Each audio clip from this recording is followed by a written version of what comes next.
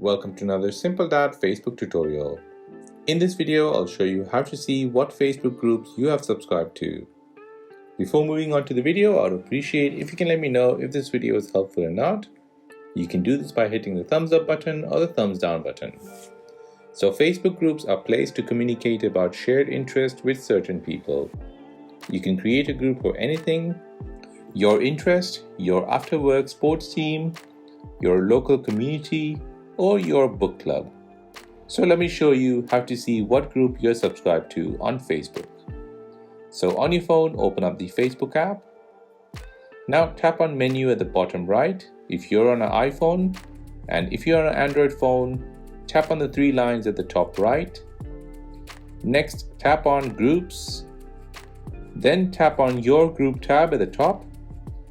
Here, these are all the groups you have joined on your Facebook account. Scroll down and browse through it. Whatever you don't remember or you're not interested anymore, you can tap on it and then leave the group. And that is how to see what groups you have subscribed to on your Facebook account. If this video gave you any value, then please subscribe to see more videos like this. If you have any other questions, then please do let me know in the comment section down below. Thanks for watching and see you in the next one.